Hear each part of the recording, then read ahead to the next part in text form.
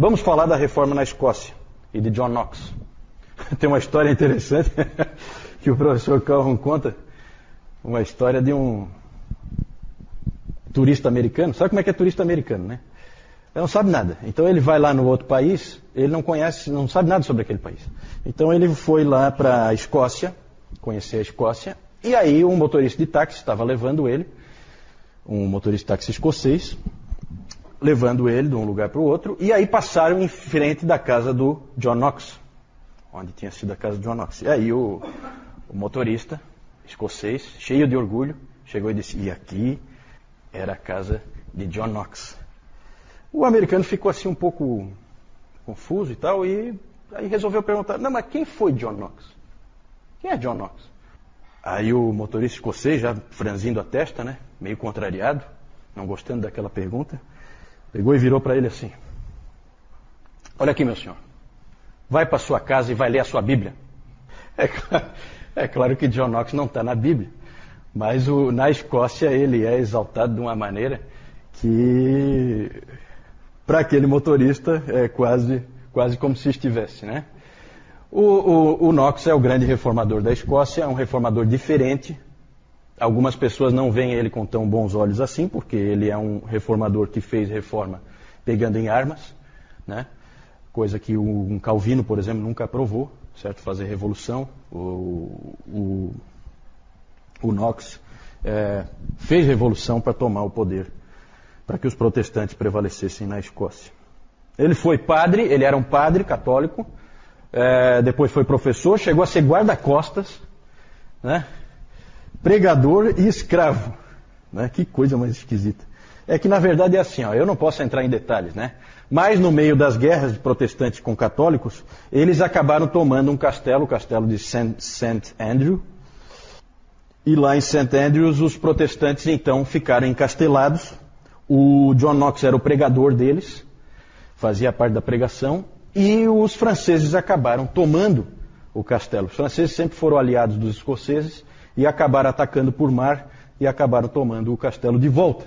E aí ele foi aprisionado, John Knox foi aprisionado pelos franceses e foi colocado em galés, remando como escravo, remando em galés francesas, certo? Num determinado momento lá ele acabou sendo solto e aí ele foi para a Inglaterra. Na Inglaterra ele começou um bom trabalho de pregação, era o reino do Eduardo VI, aquele menino que era protestante, certo? E ali então havia espaço para exercer um ministério lá. O problema é que não durou muito. Por quê? Porque Eduardo VI morreu com 16 anos e assumiu a Maria a Sanguinária. E aí ele fugiu. Foi para o continente e lá ele foi viver em Frankfurt, na Alemanha. Lá em Frankfurt tinha uma colônia de ingleses por causa dessa perseguição toda. E lá houve uma controvérsia entre o John Knox e o Richard Cox, que o Lloyd Jones explora bastante naquela preleção que ele fez em 1972, eu acho, que ele fez uma preleção que o título era assim, John Knox, o primeiro puritano, certo? Por causa do espírito. E aí ele fala dessa controvérsia que houve em Frankfurt. Ali começa o espírito do puritanismo. Depois eu vou falar um pouquinho mais sobre isso. Nessa controvérsia ele acabou saindo então de lá de Frankfurt e foi para Genebra. Em Genebra acabou ficando muito próximo do Calvino. Os dois passaram a ser bons amigos e a trocar muitas ideias. E o Knox aprendendo muita coisa com o Calvino. O Knox chegou a dizer que a Academia de Genebra, ele disse assim sobre a Academia de Genebra, é a mais perfeita escola de Cristo que já existiu sobre a Terra. Coloquei ali, né? Então, de fato, aquilo que eu falei no domingo passado, a influência de Genebra sobre toda a reforma é gigantesca, né? E Deus usa a providência, porque Ele faz os caras caírem lá. Por causa de uma perseguição aqui, uma perseguição ali, todo mundo foge e vai para Genebra aprender. E um passa para o outro, não, lá é o lugar onde você aprende. E assim ia. Mas o amor dele mesmo era pela terra dele, a Escócia. É dele a famosa frase, dá-me a Escócia se não morro. Né? Em que ele usou a expressão de Raquel, né? Dá-me filho, se não morro. E ele falou, ele colocava isso para Deus, dá-me a Escócia, se não morro. Para o Evangelho. Voltou à Escócia em 1559, já não era mais tão jovem, né? Ele já tinha o quê? 45, né? 45 anos, quando voltou para a Escócia. E lá, então, ele foi um reformador e um pregador. Ele escreveu junto com outros 5 Joões, viu, João? Porque ele é João, né? Então era ele, João, e mais outros 5 Joões. Porque, olha, o que tem de João na história da igreja não é pouca coisa. Os próprios papas, né? A gente estava comentando esses dias, João 23, né? É muito papa, né? Então é muito João. Então esses 6 Joões, vamos dizer assim, juntos escreveram a Confissão de Fé Escocesa de 1560. Eles escreveram, é impressionante, eles escreveram em 5 dias a confissão. Os 6 sentaram ali, em 5 dias estava escrita a confissão. É umas coisas assim que são impressionantes. Também escreveu, depois mais tarde, os escoceses usaram a Confissão de Fé de Westminster. Mas agregaram nessa Confissão Escocesa, não excluíram, mantiveram as duas lado a lado. Escreveu também o Knox, o primeiro livro de disciplina da igreja. Então ele organizou a igreja escocesa, né? Era um modelo em que a teologia era calvinista e o modelo eclesiástico é o modelo presbiteriano, certo? Quando se fala em modelo presbiteriano, é Escócia, certo? É a Escócia. Os presbiterianos gostam muito de dizer que é o Calvino e tal, né? Mas todo o modelo completo nunca foi desenvolvido em Genebra, até porque lá é uma cidade. Não tem como você desenvolver toda a estrutura do presbiterianismo numa cidade, certo? Quem, na verdade, desenvolveu a estrutura do presbiterianismo foi John Knox, junto com seus companheiros. Então, presbiterianismo é Escócia. E aí tem muitas histórias bacanas aí, eu não tenho tempo de ficar falando sobre isso, a gente precisa tocar, né? Mas é muito bacana o que John Knox e os reformadores fizeram com a Escócia. A Escócia era o país mais pobre da Europa e se tornou um celeiro de grandes gênios da humanidade, né, a partir da reforma. Porque o Knox tinha uma preocupação muito grande em fornecer educação para todos. Então, de cara, houve esse trabalho de educação. Eles cuidavam também dos pobres. O Knox sempre insistia que o alívio do sofrimento dos pobres e um sistema de educação universal eram responsabilidade da igreja. Isso ele tinha em mente.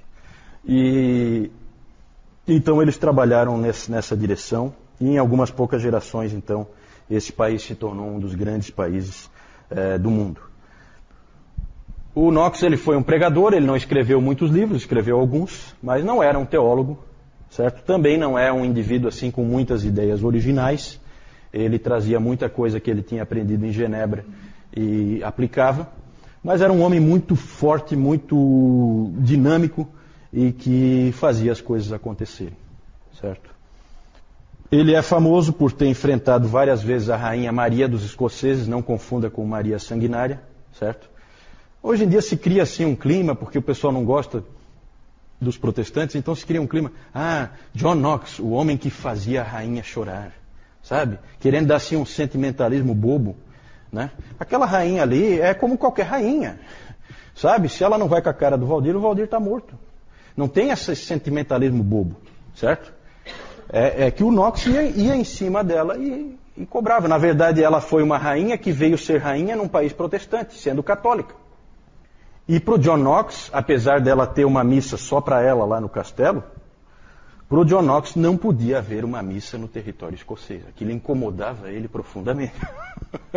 Então, o fato de ter uma missa lá no castelo da rainha era o suficiente para incomodá-lo, né? E realmente o Knox fazia ela tremer, né?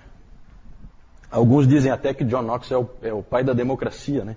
Porque ele chegou para a rainha uma vez, numa dessas discussões, e a rainha perguntou, o que você anda dizendo sobre mim lá nas suas pregações?